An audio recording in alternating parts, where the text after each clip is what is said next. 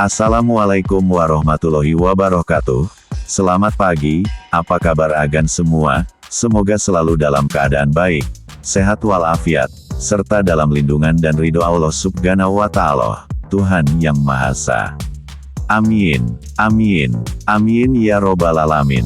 Hari kesaktian Pancasila baru saja kita lewati, mengingatkan kita atas pemberontakan PKI yang telah membahayakan NKRI. Selain itu ada juga yang mengancam kita hingga sekarang, yaitu kapitalisme. Istilah kapitalisme bukan hanya berkaitan dengan uang, tapi juga sebagai kapitalisme pemangsa, sebuah ancaman langsung terhadap hal yang paling penting bagi kita: kedaulatan bangsa dan kesejahteraan rakyat. Sistem ini, yang menjadikan ketamakan sebagai tujuan, kini akan merusak pondasi-pondasi yang telah kita bangun sebagai sebuah negara. Mengapa begitu? Ya karena kapitalisme beroperasi dengan prinsip tunggal, mencari untung sebanyak-banyaknya. Ini bertentangan langsung dengan cita-cita negara kita, yang seharusnya mengutamakan kesejahteraan bersama dan gotong royong.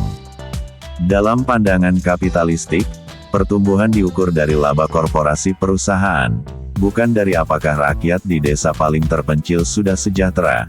Nggak peduli, yang utama adalah kepentingan modal pribadi di atas segalanya. Kita melihat realitas pahit, yaitu fondasi negara yang tergerus. Dampak yang kita rasakan sangat nyata adalah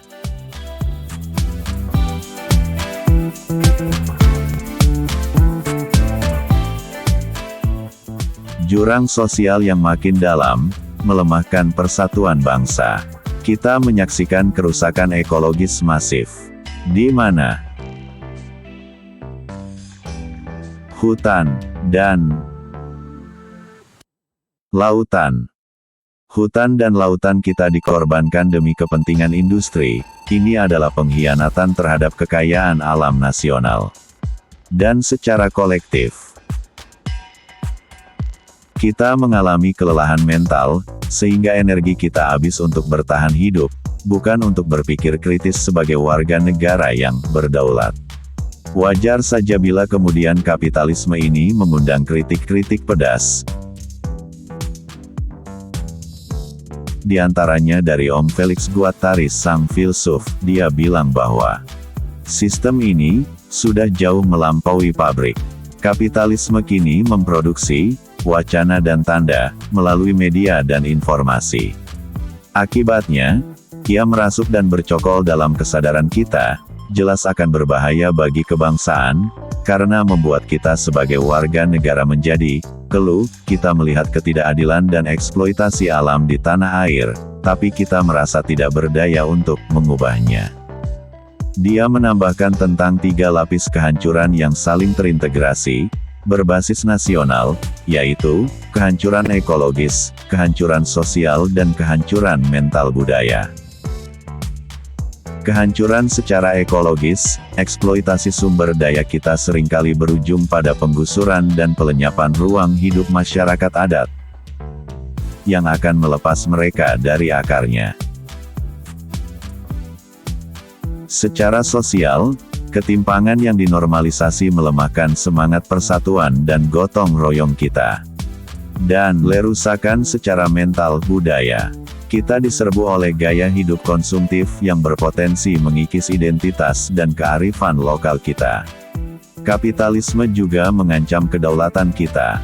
Seperti yang dikatakan oleh Tante Nancy Fraser, dia mengkritik dengan melemparkan pertanyaan, apakah sistem ini sampai menghancurkan suatu bangsa dan negara, termasuk Indonesia, karena menurutnya, kapitalisme telah memiliki sifat baru, yaitu sistem yang melahap dan merusak, sifat destruktif. Ia memakan habis alam kita, budaya lokal kita, bahkan lembaga demokrasi kita, demi terus mengakumulasi keuntungan atau laba. Ingat bahwa sistem pemangsa ini tidak hanya mencari untung, tetapi dia akan merusak dari dalam. Mengerikan. Konsep penting dari Tante Fraser ini adalah surplus sosial. Ini adalah energi kolektif kita.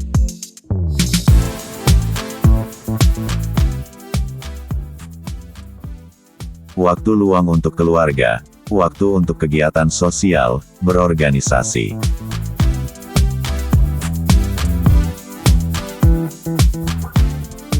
Inilah modal sosial terkuat bangsa kita, gotong royong, tapi kapitalisme merampasnya.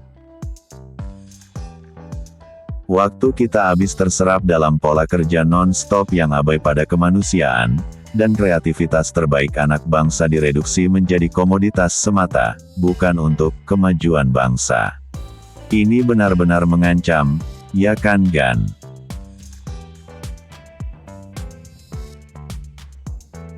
Ancaman terbesar bagi kedaulatan bangsa ada di sini, di realitas, logika modal, membajak suara rakyat melalui demokrasi. Realitas ini memunculkan politik oligarki, di mana kebijakan publik lebih didikte oleh kepentingan pemodal, bahkan pemodal asing, ketimbang kepentingan nasional. Lebih lanjut lagi,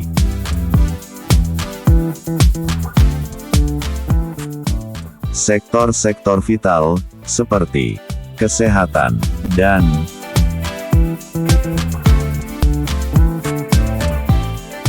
pendidikan, kini cenderung diserahkan pada mekanisme pasar, alih-alih dijamin sebagai hak dasar setiap warga negara, sesuai amanat konstitusi. Jadi perjuangan menghadapi pemangsa ini, bukan hanya soal ekonomi, tapi soal perjuangan mempertahankan kedaulatan bangsa. Kita harus terus melawan dan menyanggah strukturnya dengan meningkatkan daya kritis kita sebagai warga negara. Pertanyaan terakhir, yang harus dijawab oleh kita semua, apakah kita akan membiarkan monster pemangsa ini terus melahap tanah, air, waktu, dan kedaulatan kita, hingga tidak tersisa apa-apa dari identitas dan cita-cita kebangsaan kita?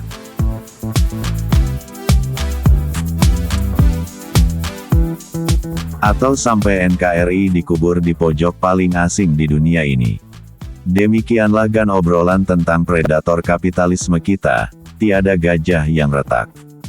Gading ya.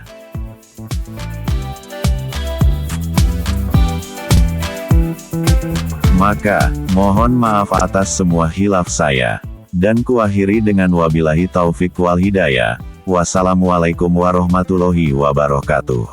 Selamat pagi, merdeka, terima kasih.